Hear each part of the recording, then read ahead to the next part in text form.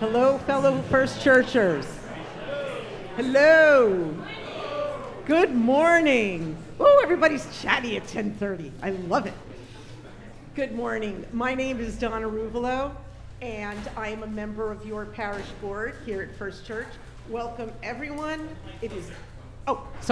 Welcome, everyone. It is great to be together on this beautiful day.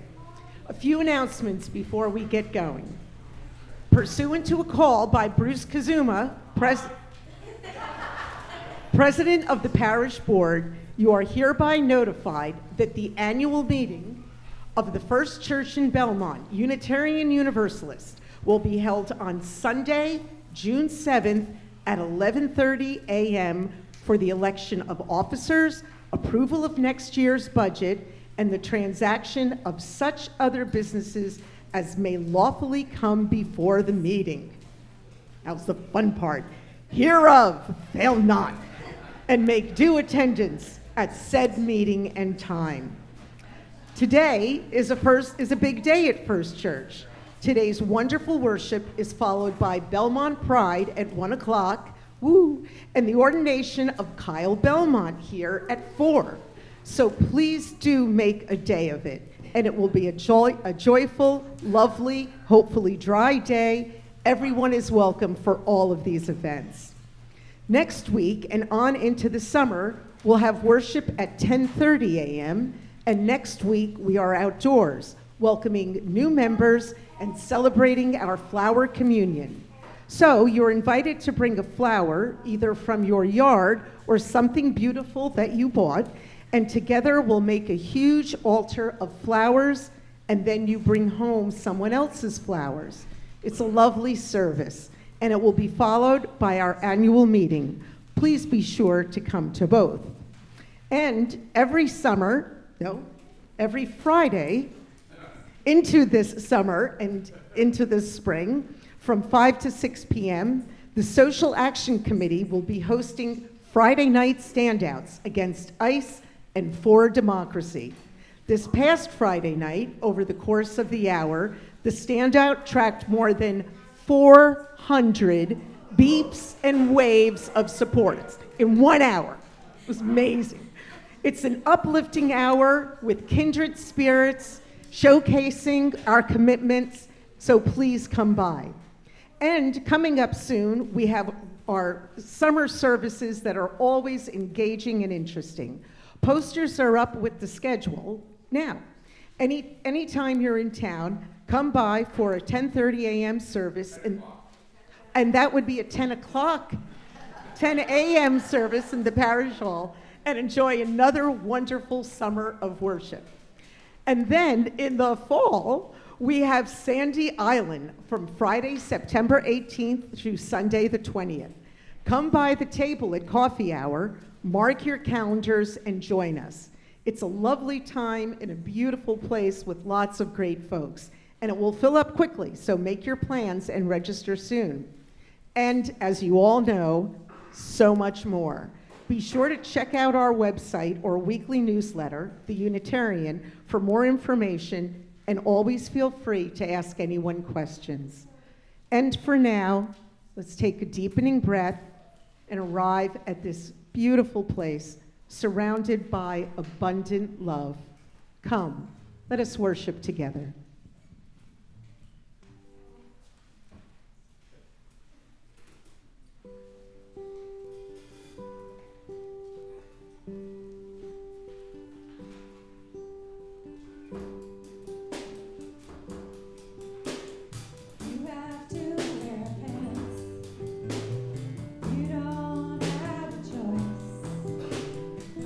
Jump on the escalator, using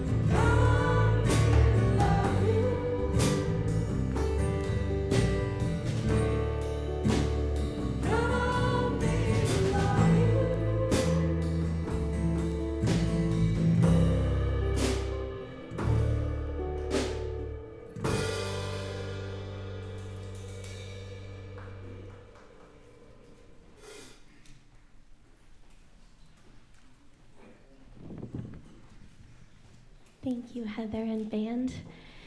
Good morning, First Church. Happy Pride. So nice to see you this morning. We will open our time together by lighting this chalice flame, symbol of a shared Unitarian Universalist faith. I invite you to join me in saying, life is a gift for which we are grateful. We gather in community to celebrate the glories and the mysteries of this great gift.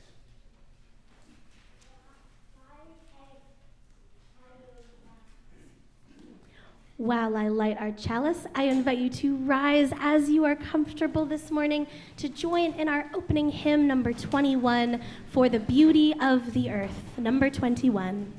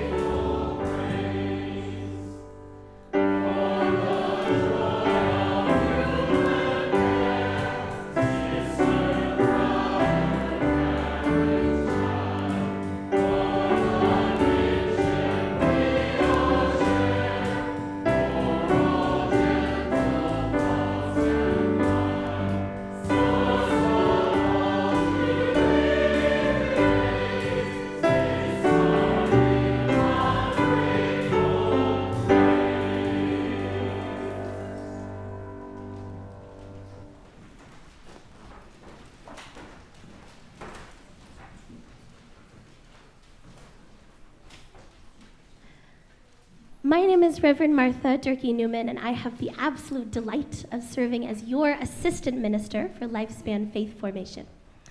Today's worship is multi-generational, and we welcome you to this, our Holy Families celebration. Because our worship is multi-generational, we have invited our children and our youth to be here with us and experience this worship. We also have childcare available downstairs. Our nursery is open. You can go down anytime you need. Alexa will be over there, and also Elliot will go downstairs with Alexandra after one of the first reflections. So if you want to go downstairs and do a craft, you also may.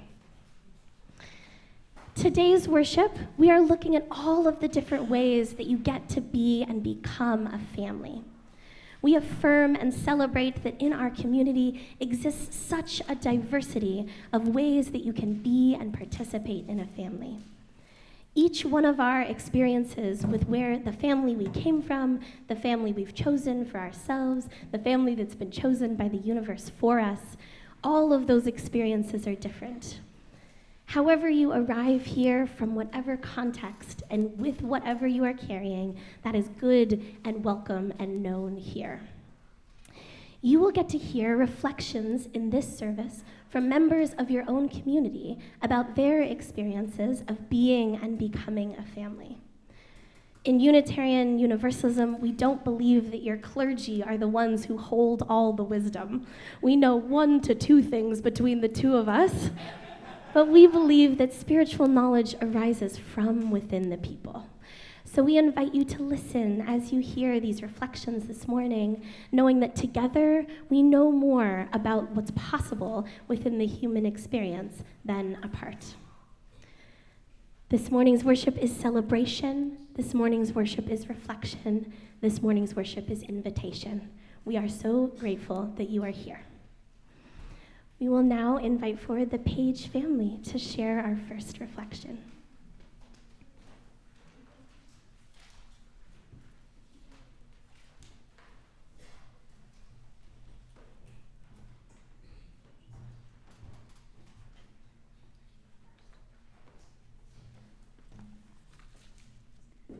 Hi everyone, my name is Sarah Page, and this is my wife Sydney and our son Michael. We have been involved with the First Church community for the last 2 years, and we are excited to be doing a reflection today. You literally signed up for this is one of Michael's favorite things to say to us, especially in tricky moments. And he is right. We did not trip and fall into parenthood. We had to do extensive applications of parenting classes and a deep dive into our lives to get here. 4 years ago, in 2022, Sydney and I decided to become licensed by DCF, the Department of Children and Families, to foster and adopt a child. It was an intensive process, including parenting classes and a very long, very extensive list of questions we had to answer. We became able to foster in early 2023. We attended many adoption events and met many great kids, but none felt like a fit. In October of 2023, we were at an adoption event packed with hundreds of people, and I heard this voice in the midst of the crowd, asking question after question after question on how to make a juggling ball. I did not see this child, but I knew that was our kid. As it turns out, that was Michael. He was 8 years old at the time and curious and eager to learn everything. We got to know him more, and it turned out to be a great fit. He moved in less than 2 months later. Michael had to learn a new town, new people, new school, and we all had to learn immediately how to become a family. No pressure.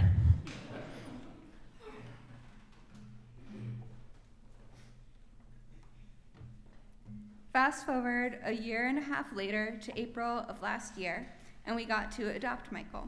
It was a wonderful, important moment getting to officially become a family. We are so grateful for the opportunity, and we also know there were a lot of difficult things that happened for us to get to that moment and get to become a family.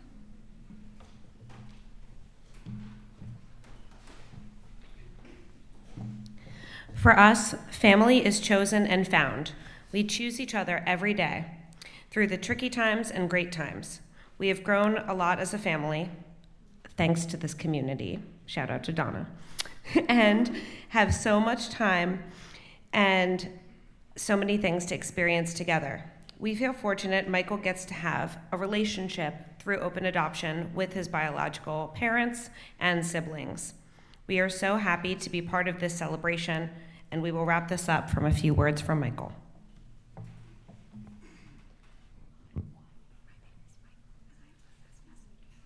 My name's Michael, and I approve this message.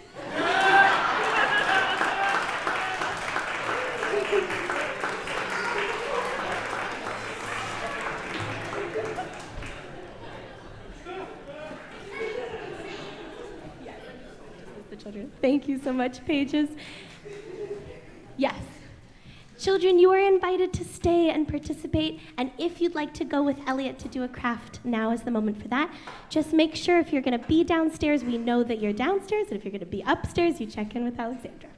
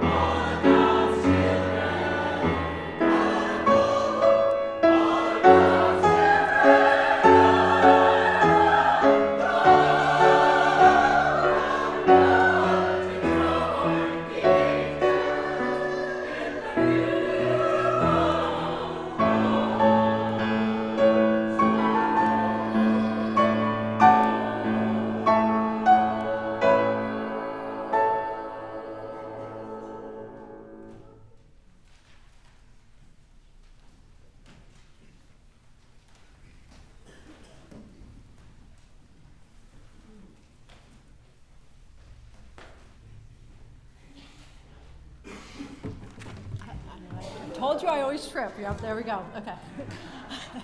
I am Margaret Dunn. I think I've been a member here about 9 to 10 years. And I wanted to start off by calling this the family I didn't imagine. For most of my life, I thought I knew exactly how I would become a mother. I'd fall in love, get married around 30, have children a few years later, and become the kind of parent my mom and dad had been for me. Life had other ideas. At 36, I wasn't married and didn't have a partner. What I did have was a fierce desire to be a mother. So I froze my eggs and kept hoping I would find the right person. Eventually I did. We started trying to have a baby, and when it didn't happen, we entered the world of fertility treatments. What followed were years of hope, disappointment, and grief. I completed 7 IVF cycles, 2 frozen egg cycles before that, and I ended up joining a fertility group where one by one, the other women became pregnant and I remained not. Every failed cycle felt like another loss, not only of the child I wanted, but of the future I had always imagined. With each passing year, I worried that if I ever did become a mother, I would be much older than I had hoped to be. What made it especially painful was that I wasn't just grieving motherhood, I was grieving a very specific version of motherhood. I wanted my genetic child, I wanted the simple, straightforward path to youngish motherhood I had always imagined. When people spoke about adoption or egg donation, I remember thinking, no, that's not my path. Until eventually it was. After years of resistance, I found myself sitting in an egg donor support group. I remember looking around the room at women who had become mothers through egg donation and realizing something that had never occurred to me before. The only difference between me and them was that they had chosen egg donation, so they were either pregnant or already moms. The realization didn't erase the pain, but it opened a huge door. At 41, I became pregnant with twins through egg donation. And then a whole new set of fears arrived. How would I respond to people telling me they looked just like me? How would I explain egg donation to the girls? What would happen when they understood I wasn't their genetic mother? Would they someday tell me I wasn't their real mom? That possibility felt devastating. Then June 28, 2014 arrived. At 42 years old, I gave birth to my daughters. The moment my daughters were born, something shifted instantly and completely. All those years I had spent focused on genetics and a straightforward path to motherhood fell away. I didn't need shared DNA. It was okay I was an older mom. I didn't want the path to motherhood I had imagined. I wanted these 2 girls. The love was utterly immense. They were my daughters. I was their mother. And that was everything. They're almost 12 now. We've had all the normal family moments, joy, laughter, tears, slammed doors, and declarations that I'm ruining their lives. Already. And one time, even a different mother than myself was requested. But what I know now is that none of the things I fear ever threatened the bond between us as a family. The grief was real, the fears were real, but they were not prophetic. Today, egg donation is simply part of our family story. We speak about it with openness, gratitude, and joy. I will always be grateful to the woman whose generosity made it possible. What I wish I could tell my younger self is that once my daughters were here, all the questions that had consumed me fell away. They were simply my daughters, and I was simply their mom.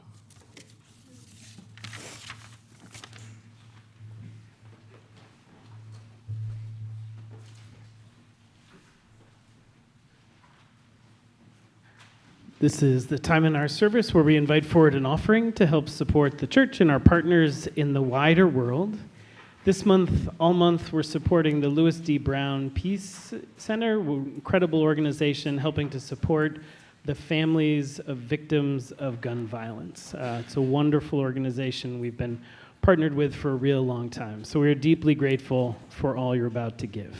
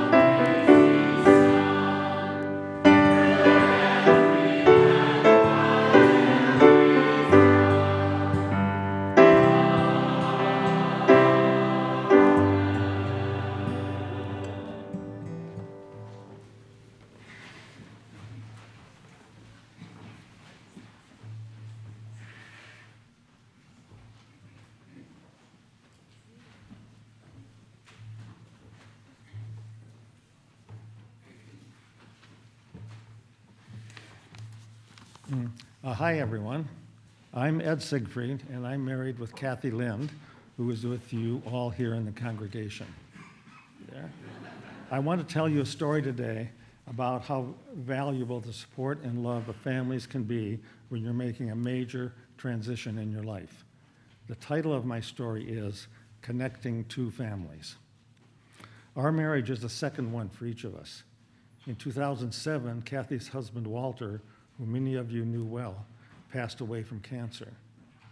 And my wife, Margaret, died of cancer also about a year later.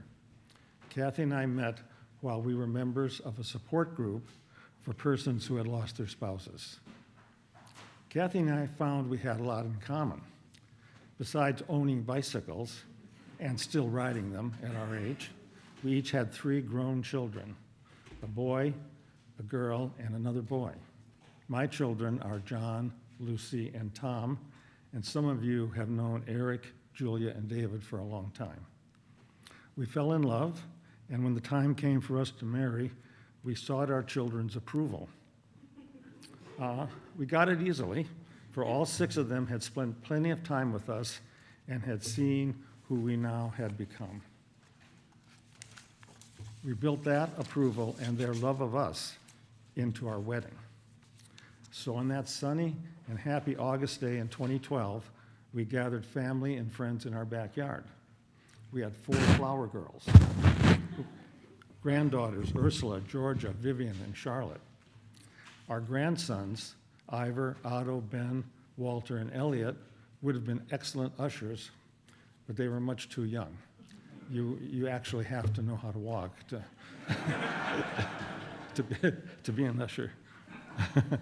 To open the ceremony, my sister Kristen spoke. She asserted that I was a good and worthy person, and she called on Kathy's family and friends to believe what she said about me and to accept me as Kathy's husband. They responded, "We will." Then Kathy's brother Bob spoke of her good character and made the same request of my side.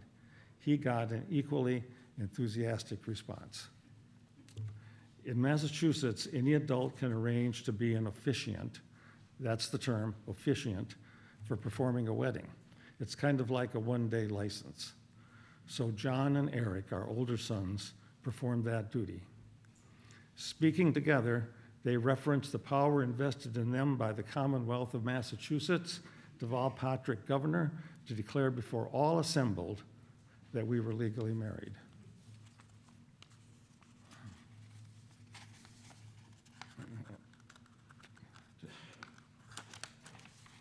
This was followed by our daughters Julia and Lucy giving us their blessing.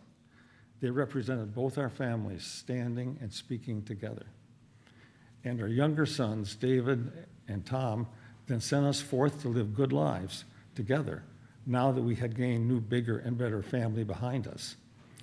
And they sent our guests forth to celebrate. So the moral of my story is this. Sometimes you take a big step. You know that it's right, but it can be scary. But taking that step with the love of your families, old and new, is so, so precious. And so far, the scheme does seem to be working.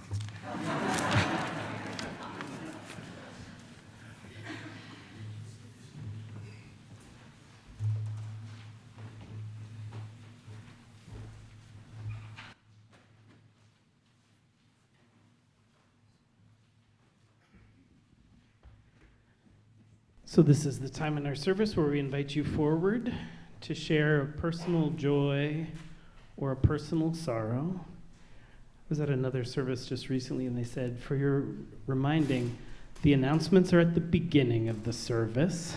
I thought that was cute that they introduced the candles that way. We invite you to remind us of who you are. Please use the mic so folks can hear you. At any time during the services, you can light a silent candle there in the back. But if you'd like to share, please come forward now and do so.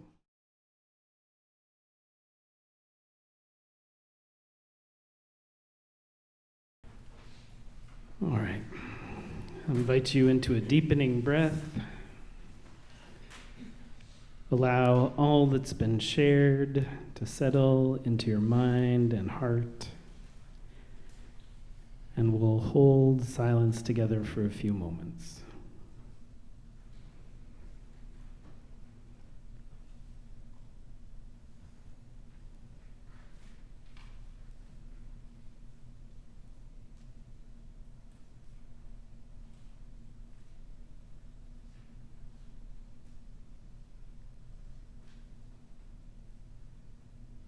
Precious and powerful source of all life and all love. With so many storms swirling, with so much pulling us in each and every direction, we give thanks for this holy opportunity to center down, to slow down, to remember what is most deeply true, to remember that no matter the storm, no matter the pull, no matter the fear which grips us, that there too is this powerful, abiding love, always here. We give thanks for this space of discovery and renewal and commitment. The space of discovering what it means to be family, what it means to be person, what it means to be good. I give thanks that this truth is not sealed, but growing always. Amen. I'm going to go out on a leap and invite you to rise in body, rise in spirit, and join in 1019 in the little teal hymnal, Everything is Possible.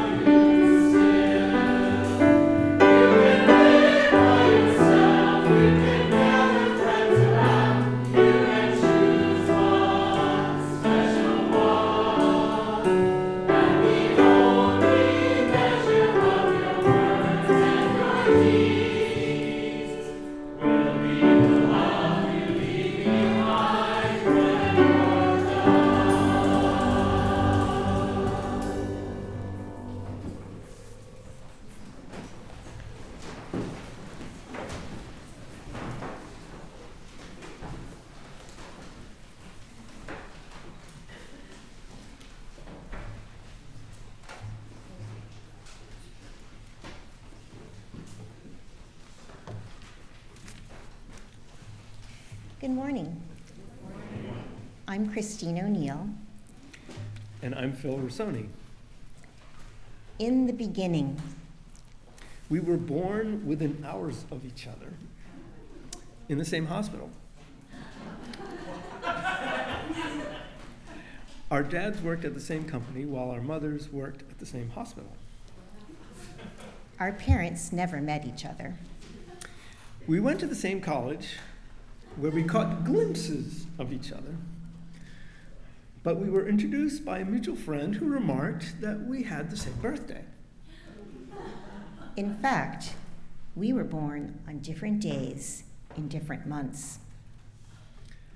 After graduation, it was at our friend's wedding that we brushed our teeth together, square danced together, and started dating back home in Somerville. Soon we were married, and Chris came with a cat. However,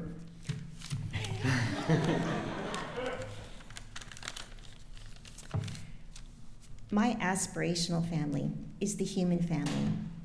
After all, don't we all need love, community, safety, comfort, and home?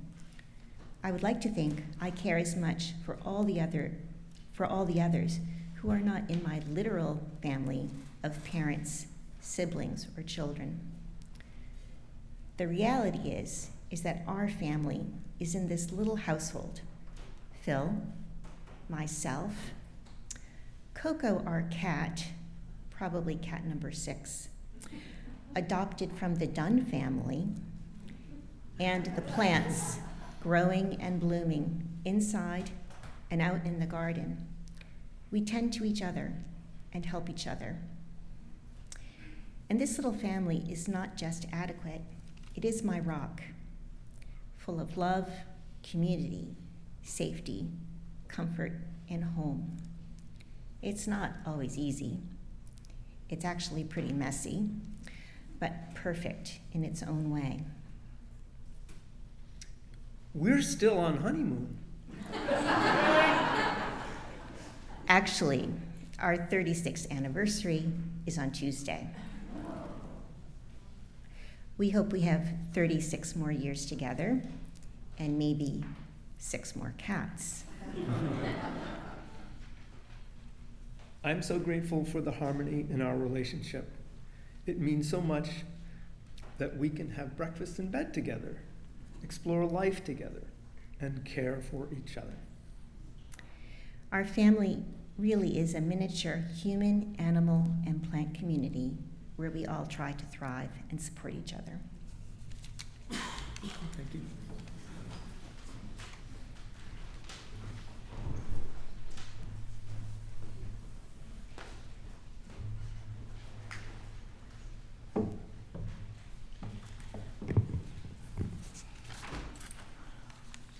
We give the deepest thanks to everyone who has shared today, and for all of the rest of the many different versions of family that we have in this congregation. We are blessed over and over and over. We are blessed by slamming doors and declarations that we are ruining lives. We are blessed by taking a big step, knowing that it's right, even when it's scary. We are blessed by hearing the one voice, asking question after question after question. We are blessed by realizing, not erasing the pain, but opening new doors.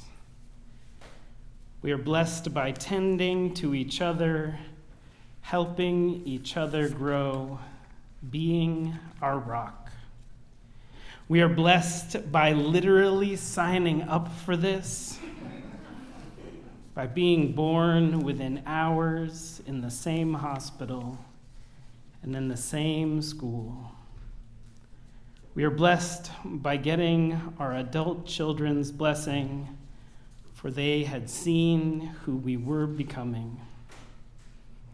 We are blessed by this spiritual knowledge rising from and within the people, by all forms of family, by all the ways we grow this day and evermore.